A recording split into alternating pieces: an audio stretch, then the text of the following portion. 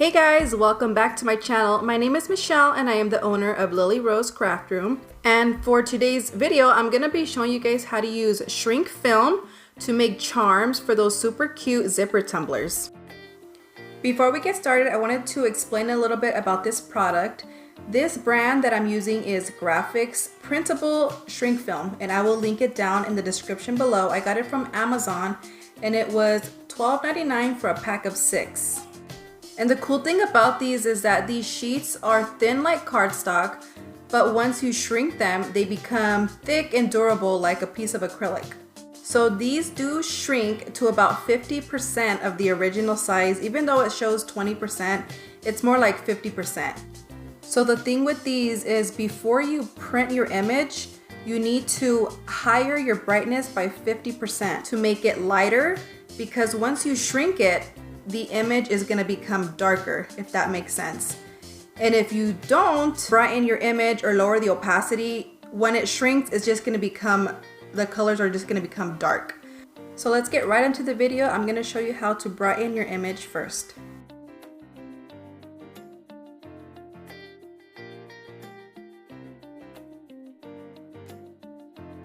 Alright, so to edit my image, I use Canva.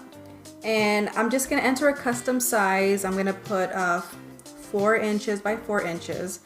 Doesn't really matter. I just needed a blank space. Then I'm going to hit create new design.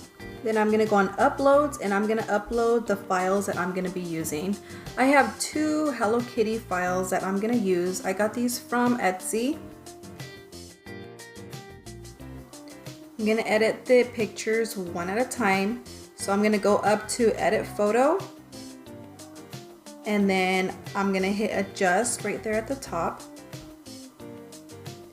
And then I'm going to go down to where it says brightness, and we're going to higher it by 50. And like I said, once you shrink down the image, those colors are going to become darker. And then I'm going to rename my image so I can save it. That way I know what image it is.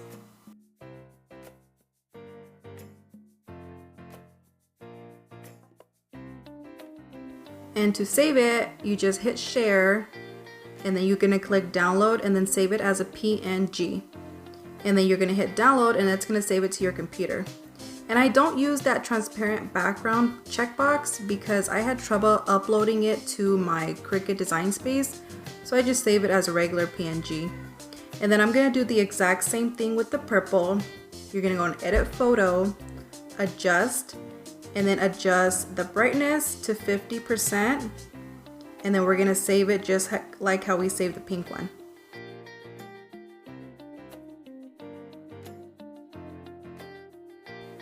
And for this one, I'm gonna rename it to purple just so I don't get confused on which color is which color, because that one kind of looks pink too, but it's purple.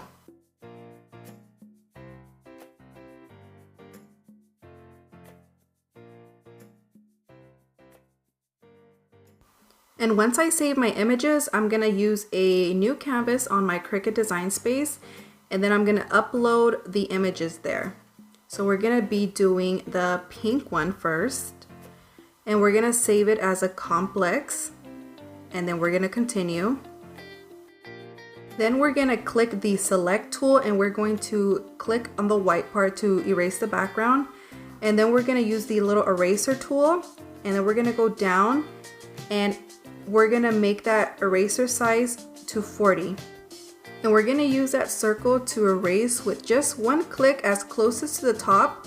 And this is gonna be the hole for the ring. So wherever you're planning on putting the, I think it's called a jump hoop. Wherever you're planning on putting it at, that's where you want it to go. And make sure it's as close as to the top, but not cutting off the top, because we're gonna be putting an offset, so you want the loop to have some room. So we're going to save this as a print then cut image, and we're going to upload it.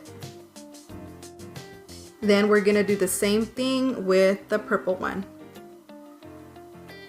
So we're going to save it as a complex, continue, go on select, erase that white background, zoom in a little bit if you need to, and then you're going to click the erase, make it to 40 because that's the perfect size for the little jump hoop. And then with just one click, you're going to erase it. Just like that, apply and continue. And you're gonna save it as a print, then cut image, and hit upload. And then once you got your two images there, I'm gonna click both and then add it to the canvas. And here are my images. I'm just separating them so we can take a look at them. One is pink and one is purple. And then I like to create an offset around the charm.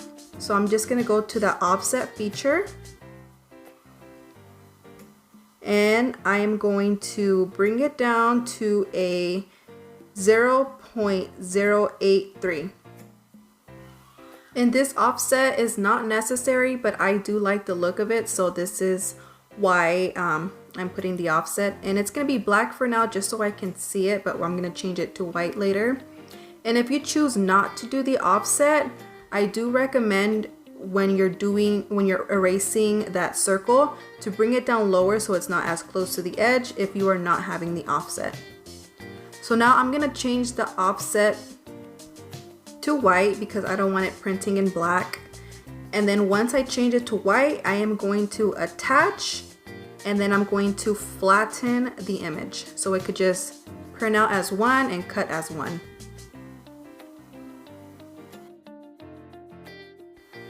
So like I said, these will shrink to about 50% of the original size. So I like to size these at 3 inches. That way when it shrinks down, it comes out to about 1.5 inch, and that's like the perfect size for the charm. So the exact size for these are a 3 by 3.194, as you can see at the top.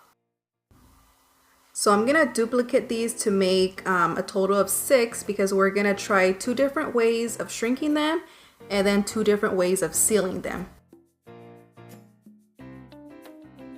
Once I'm ready to print, I'm gonna hit make it.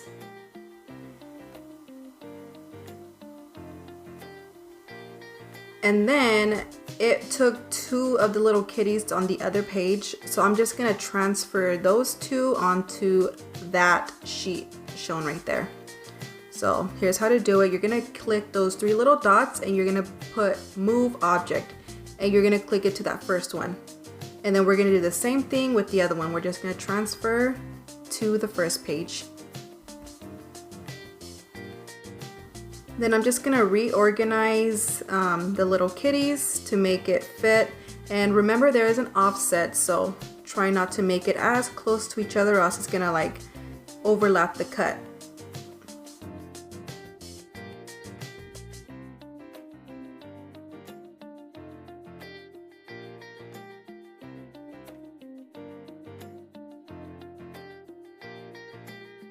So once I had the sheet how I wanted, I clicked continue.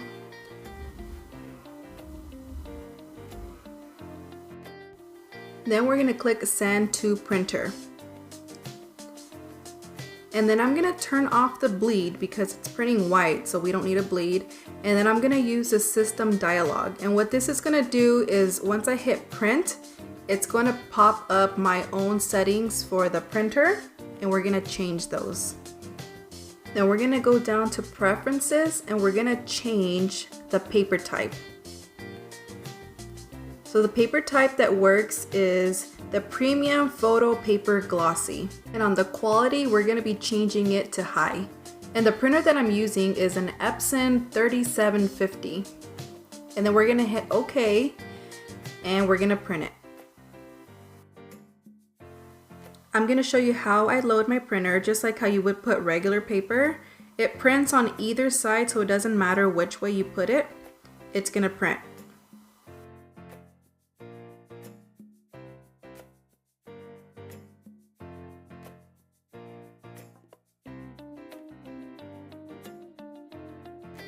So this is what it looks like right after we printed them, and see how the colors look a little faded because we brightened the image. And this is a trust the process type of thing because once you shrink it, those colors will darken up. And those holes look super huge, but they will shrink to the perfect size.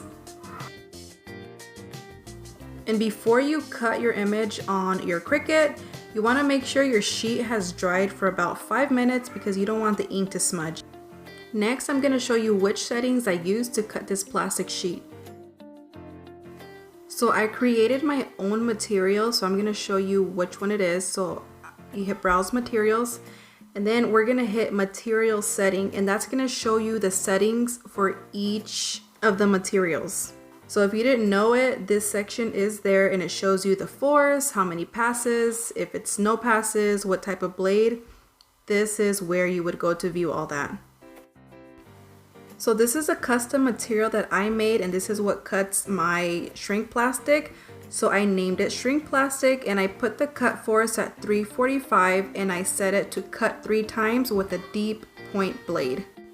You can also add this materials to your settings by scrolling all the way down, and you're gonna see a button. It's called add new material to your left side, and you're gonna just plug in those settings that I have or whatever works for you. And then now we're gonna cut it. So I thought I bookmarked it, so I didn't. So I'm gonna go back, bookmark it so I can use that material setting. All right, now what I'm doing is selecting that material setting, and now we're gonna start cutting with the Cricut. So what the Cricut does first, it detects and recognizes those markers on the corners of the sheet. That way it cuts how it should.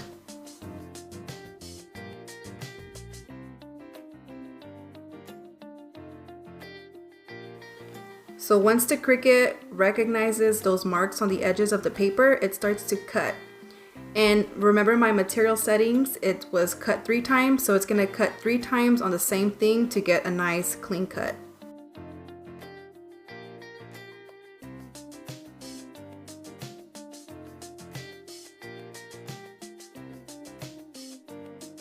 So this is what it looks like after the Cricut has cut the images. And you can see some of the circles on the rings already came off, and that's okay. So we're just gonna take off the excess, whatever we don't need, and then we're gonna pop off those images.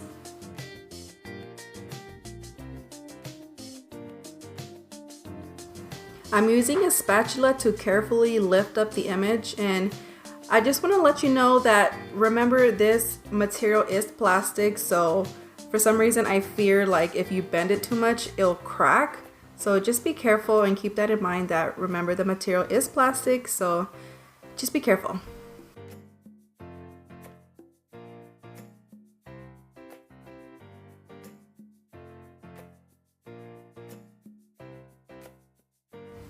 And this is what they look like, and you know, you can cut them by hand, but with the Cricut you have a better clean cut. So that's why I like using the Cricut.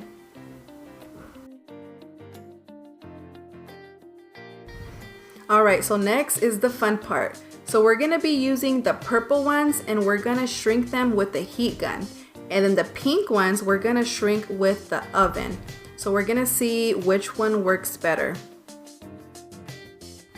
This is the heat gun that I'm going to be using. I feel like every crafter has one of these. If you don't, I'm going to leave it down in the description below so you can take a look at it.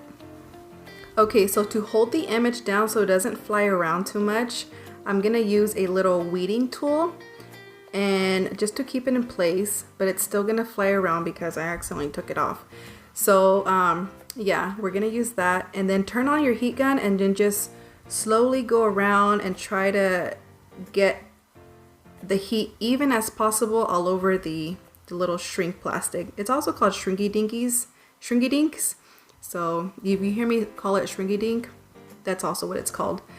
Okay, so it starts to curl up, and that's okay. It's kind of like nerve-wracking, like, oh my god. But yeah, it's pretty cool. So it will, oops, I dropped something. It will curl up and then it flattens after. So like I said, I accidentally took out the little tool, and now it's flying all over the place. So I was kind of panicking, but that's okay. So if you're doing it, you need a grip. You need a good grip on it, so don't be like me. But we're gonna be trying it with the other purple one too, so it's okay. It started getting a little out of focus because I was really trying to pay attention to this, But yeah, okay, just watch and learn, okay? And you'll know when it's ready when it stops shrinking. So if you need to flip it around, do so, but just be careful not to burn yourself.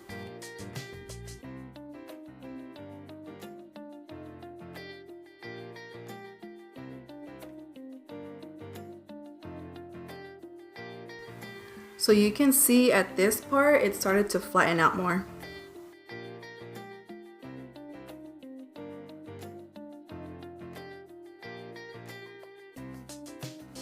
And then once the shrinking stopped and it wasn't like completely flat, I used a piece of parchment paper and then I flattened it with, this is a little thing from my daughter's Easy Bake, but if you could find something flat, that also works.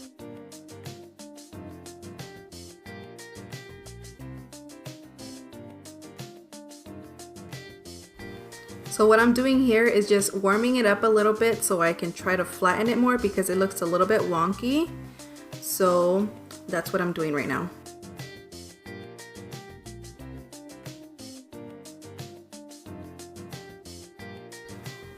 So this is what it looked like after I was done trying my best to flatten it out with using the heat gun. So we're gonna try out the other one. I'm gonna hold it better to see if it's any better. Okay, so second attempt with the heat gun. So this time I'm gonna hold it with that weeding tool and not let it go.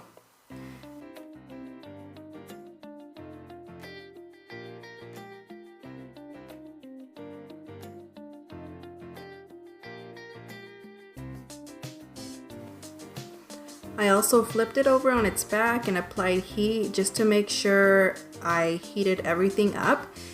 And once it stopped shrinking, I'm gonna flatten it with my little thingy again and see how it looked. Alright, so this is what it looks like with the heat gun. This is the second one. And I do see a little wrinkle there at the top. And that's mainly it for that one. The other one looked a little bit more wonkier. But this is with the heat gun. So now we are gonna try it with the oven. Alright, so I have a cookie sheet and I'm just going to place them on a sheet of Teflon paper and I'm going to preheat my oven to 350 degrees and then I'm going to leave them in there for 6 minutes.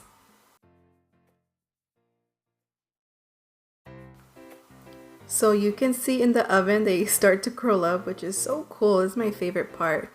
And you know, in the oven they have a consistent heat, so this is probably the best way to shrink your shrink plastics. So they shriveled up and look at how flat they laid.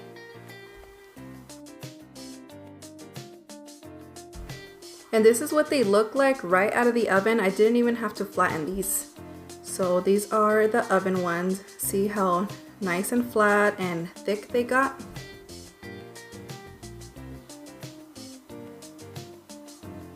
And here is the other one. So these are perfect compared to the heat gun one. See, that was the first one. It's really wonky.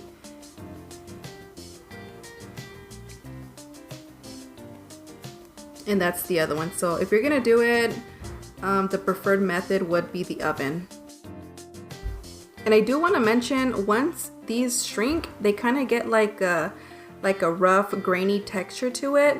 But that's not really much of a big deal because we are going to seal them. So with the shrinkage, this is how thick they got compared to its original form. So you see how thin that is. And then also how much it shrank. And the color difference. Remember I told you that the color was going to darken up? Alright, so now we're going to try 2 ways to seal them. We're going to be using a clear gloss Rust-Oleum for one of them and a UV resin for the other one. And if you don't seal it, this is what happens when your charm touches water. It looks like poor Hello Kitty's mascara is running down. So yes, sealing is a must. We're going to be applying UV resin to a set, and this is the brand Let's Resin. And I did spray paint a pair outside, but that's off camera, so while that's drying, we're going to be UV resining these. To spread the UV around, I'm gonna be using this little silicone stick, and I ordered the kit off Amazon, so it came with the resin, it came with that little stick, the lamp, and a couple cups. So that's what I'm gonna be using, the stick from that kit. And like I said, that was from Amazon, so I will link it down in the description below if you're interested in that one. So to UV resin it, all I did was squeeze a blob the size of like a dime. And then with that little silicone stick, I'm gonna spread that around all over the charm. And I just brushed the UV resin like to the edge of the charm. And for some reason, it just doesn't drip. I don't know why. Is it science? Let me know in the comments below. I don't know why it doesn't drip, but it just doesn't. So I'm just gonna, you know, rub that or spread that all over the charm. And then like once I got to like the circle part, I was kind of like just blotting it so I can get some UV resin on the top.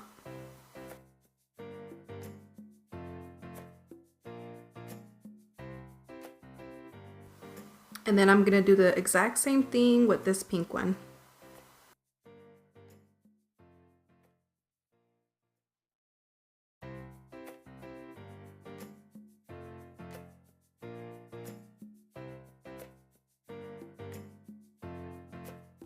And then once I got those resin, I like to take a like a little torch, a little lighter, and then just slowly pass over the top of those to just pop any bubbles that it has.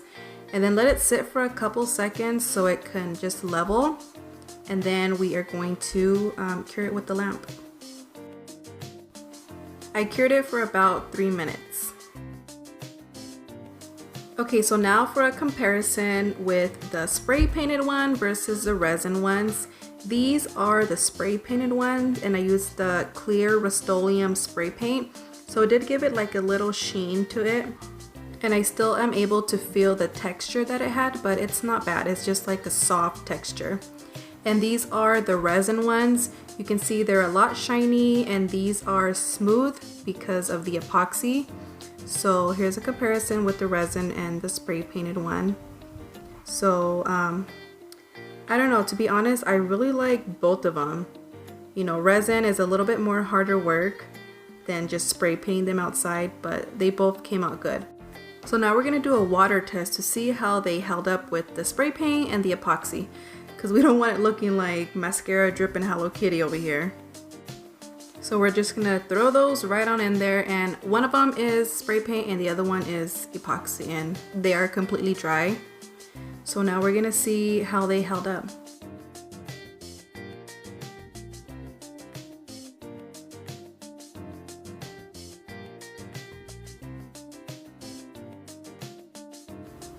So here they are. This is the resin one, and this one on the right is the spray painted one, and they both held up perfectly fine. So you can either seal your charms with a clear Rust-Oleum spray paint or with epoxy, just whatever works best for you. They both work fine. So before I show you guys how to attach them onto a zipper, I just want to show you like a quick before and after, see how much it changed. So see, this one is 3 inches and the color is really like light, and then it shrunk down to a size 1.5. So 50% it shrunk. And the color, see how it's more vibrant. So now I'm gonna show you guys how to attach these to a zipper.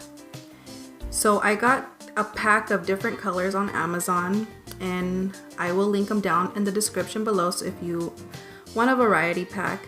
So we're gonna cut the zipper part, the little handle, and I have these cutter pliers.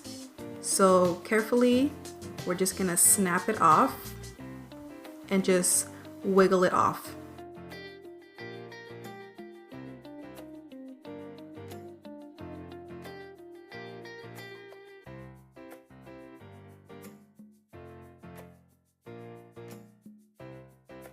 So this is what it should look like. And then we are going to get these hoops. I don't know, I feel like they're called jump rings. Correct me if I'm wrong.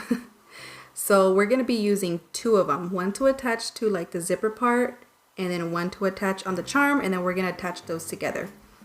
And We are going to be doing a zipper tumbler tutorial next week.